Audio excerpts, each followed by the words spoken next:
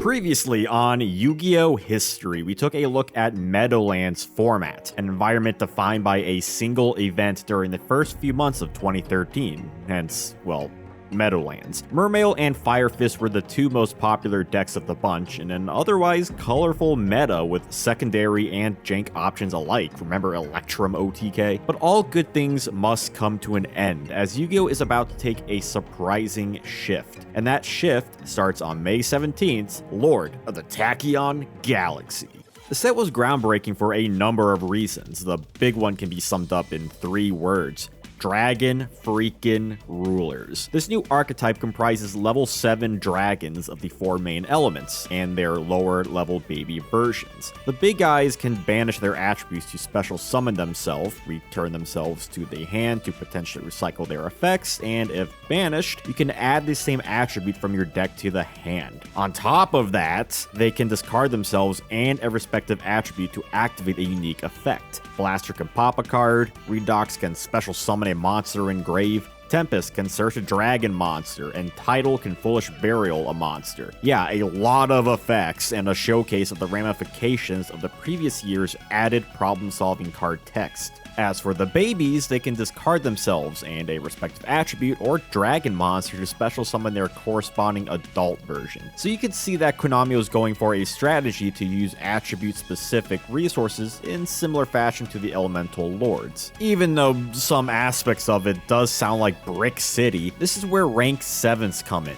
The card pool by this point had plenty of great targets like Big Eye to steal monsters or the newly released Mecha Phantom Beast Dracosack that could summon tokens to either pop a card or simply stall. Oh, and the tokens could be used as synchro material for some powerful cards like Black Rose Dragon and Crimson Blader. Plus, Tachyon gave us Sacred Sword of 7 stars that lets you banish a level 7 to draw 2 cards, which I think you can guess what that was used for. So right out of the gate, yeah, this is a deck that can explode given its solid roundup of effects. Tachyon wasn't known for just Dragon Rulers though. There still was a chunk of useful cards depending on what deck you played.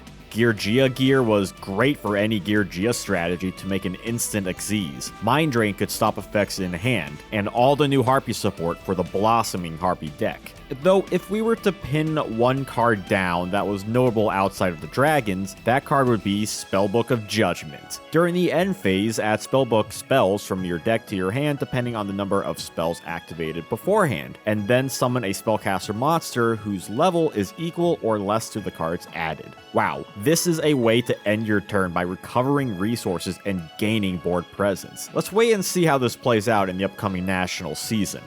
Nationals would kick off with the World Championship qualifier Oceania. While some sources I've seen say it takes place in June, possibly around June 10th, Road of the King has an article about it posted on May 26th, meaning that the event had to take place in late May. Regardless, this was the first event where Dragon Rulers showed their power thanks to first place Chris Matisk. This primordial build set the standard of the deck with its use of all rulers, a tuner engine, and super rejuvenation. Yeah, that card from Legacy of Darkness.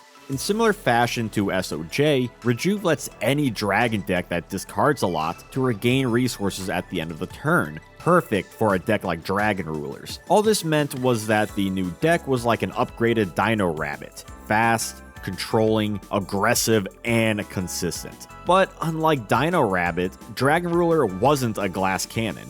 Between Oceania and the other nationals, there'd be a few releases in June. The Zexal Promo Zombie Stein, the Super Starter Power-Up Pack with Crane, and Battle Pack 2 with the Egyptian God cards as legal effect monsters with their original artworks. All that said, it wouldn't be long before we would see the Pepper 2 Ruler Salt. June 29th would be WCQ Europe, where Chris Bountilaudis would win with Prophecy. Yeah, it turns out SOJ was just what the spellbook strategy needed to give it enough speed to press through the rogue barrier. Well, speed and power, as SOJ could give the deck access to 2 spellcasters specifically, Jaugen the Spiritualist and Kaiku the Ghost Destroyer. That's right, just like Rulers, this top deck looked to the past to advance forward. Zero-type Magic Crusher when? Jaugen can pop all special summon monsters and prevent special summons in general, which obviously hurts Rulers, which relies heavily on that mechanic. Kaiku prevents graveyard banishment, which also stopped rulers from doing certain banish plays. Your ideal end phase setup is to have SOJ refill your hand, have Jowgen up, and use that advantage to blow away your opponent during the following turns. Yes, a clear top deck had their counter, and even that counter would have to be of neighboring strength. Though neighboring would be the prime adjective, as both WCQ South America and North America would be won by Carlos Perez and Patrick Hoban respectively, playing Dragon Ruler. And even the World Championship in August would see a similar pattern, with rulers getting 6 out of 8 top spots. As much as Prophecy could counter, Ruler could counter too, with the likes of DNA Surgery to change those spellcaster type monsters, and Vanity's Emptiness to hurt the mirror match. Even though you'd see rogue strategies make top cut like Madolche, Evil Swarm, and Mermail, nothing was up to snuff to make it very far in this era. But I'm getting ahead of myself, as before Worlds, we'd see a new core set that wasn't legal for a said event. Judgment of the Lights on August 9th would be a weaker set than Tachyon, yet good in its own right. Flying Sea, Coach Soldier Wolfbark, Transmodify, Xyz Encore, Master Key Beetle, Angel of Zera, and Star Eater. We'd also get new archetypes in Bujin and Traptrix, of whom brought along Traptrix Trap Hole Nightmare, a trap, obviously, that negates a special summon monster's activated effect and destroys that card. Not bad. And if you're enjoying this video and want to support the channel beyond normal YouTube means of liking and subscribbling, then make sure to support me via Patreon, since $2 a month goes further than if this video got 1,000 views. If you don't, Kenny Omega will show up to your crib and give you a one-winged angel. This would take us to September and a new season of Yu-Gi-Oh! Yep, the new prize card is one that's actually pretty good, Giant Hand. This rank 4 lets you detach 2 materials to negate a monster's effect and freeze its battle position. It's not the most busted card, but as far as prize cards goes, it's splashable and can stop powerful monsters. And a new season means a new ban list, and oh boy, this is a big one. Big as in Konami hit every top deck and top deck contenders, mainly in the ban and limited list. Sent to one, we'd see cards like Atlantean Dragoons, Fire Fist Spirits, Royal Tribute, Eradicator Epidemic Virus, Rescue Rabbit, Thunder King Ryo, and then some. Some ban cards include all 4 Baby Rulers, Shockmaster, Super Rejuve, SOJ, Stratos, Gateway of the Six, and a bunch of other general power cards. While mostly reasonable and nice to see Konami be proactive on clear issues, the hits on practically every deck was odd. Like, why ban Stratos when the heroes have been missing from the previous metagame? Was Konami worried heroes would regain topping potential if rulers couldn't continue on? Even Bottomless Trap Hole got hit, probably due to Konami being scared about Traptrix's potential. Needless to say, it puts a lot of people in an awkward spot to figure out their decks moving forward. The first event to make use of this was at YCS Toronto on September 9th, where Edward Quang would take a page out of the World Champ's book and double down on the Dragon Ravine strategy. Turns out the deck can still operate without the babies by slotting in an updated tuner engine and needed turbo assistance. This new Ravine Ruler build showcases that Dragon Ruler refuses to budge, even if Top Cut featured a ton of variety like Mermail, Blackwing, Madolche, Herald, Constellar, and Prophecy still holding on. With decks in similarity, the card pool would continue to get new add-ons, like with the Saga of Blue Eyes White Dragon structure deck. A Blue Eyes deck sounds awesome! And there's even some new cards like Maiden with Eyes of Blue, Azure Eyes Silver Dragon, Castle of Dragon Souls, and Dragon Shrine, which is like a foolish burial for dragons. Whoa. Though all would remain the same come YCS San Mateo, where Ravine Ruler would win and represent half of the top 8, with the remainder going to Dragoonity and a single Kawakuri Geargia deck. Hope they continue to make waves. Oh, and when I say Dragoonity, I mean Dragoonity Ruler, a deck that combines the 2 strategies because the rulers can't get enough dragons, I suppose. In similar fashion, after this YCS, there was a new side set, Legendary Collection Joey's World. Since Yugi's World was popular, it makes sense for a follow-up set to include more nostalgic cards. More importantly, it was a great place to put much-needed reprints like Garuzi's, Rocket Warrior, and the Red Eyes Metal Dragons. There would even be new OCG imports that swapped out their original flavor text in favor of special Joey Wheeler text. For example, Skullstalker in its Japanese translation related text says, "Swift and deadly, this monster grabs victims with its claws and attacks with a poison stinger." Whereas its new print says, "First he's gonna grab your monster with his claws, then attack again with his poison stinger." Yowzas. In retrospect, I wish the later release Kaiba's World included grappler that says, "This card's too good against the likes of you." Most importantly, however, would be the import of 6 cents. A great import, or rather a controversial one, as I've discussed in previous OCG videos, but I'll go over it here. It's a trap that you declare a number from 1 to 6, roll a die, and if the result is the called number, you draw that many cards. If not, you mill that number. In theory, this is an alright luck card. In practice, it's a huge draw, or if not, a great way to set up the graveyard. More so as Yugioh has been evolving since its initial 2003 OCG release. It was nothing short of an expected, scary import, and as such, Konami limited the trap on release. The impact would be immediately felt on October 27th at YCS London. The entire top 8 this time around would be, you guessed it, Ravine Ruler. First place Patrick Ryder would incorporate the singleton copy of 6 cents. To the surprise of no one, the card was still good even after Konami took years to import it and the on-release limit.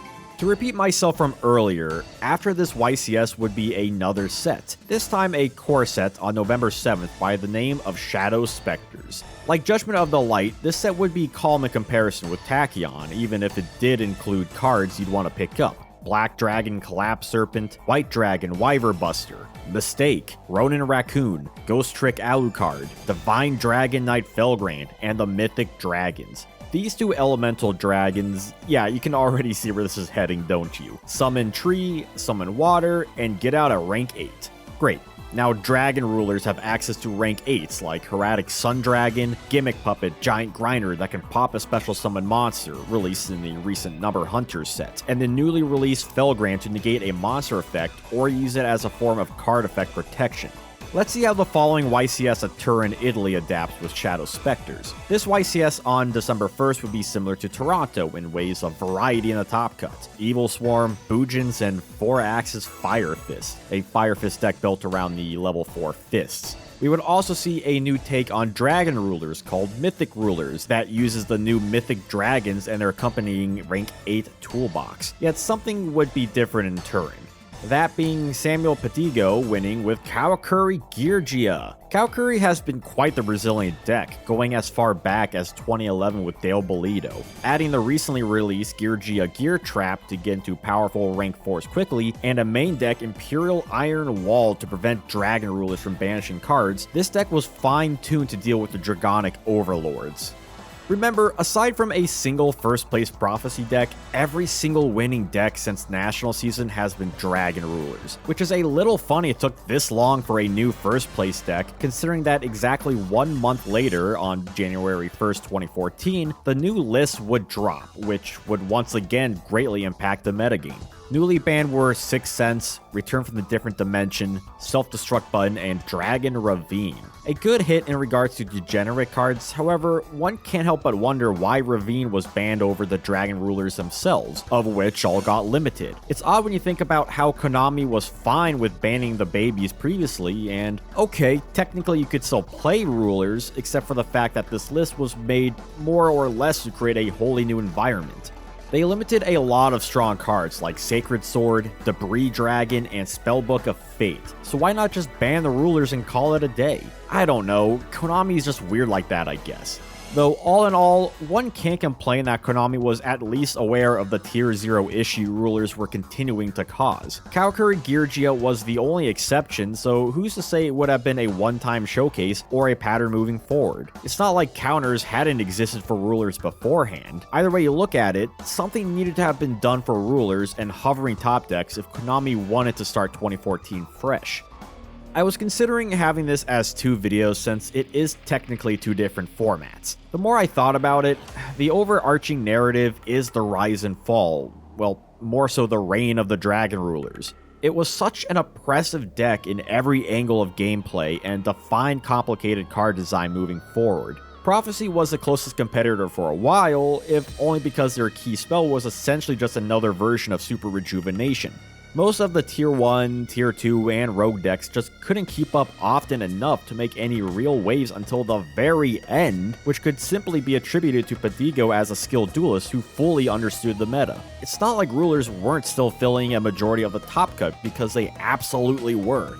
That said, between the September 2013 and January 2014 lists, it was safe to say that the dragons were finally slain. So will 2014 actually bring in a new light? Tune in next time to find out.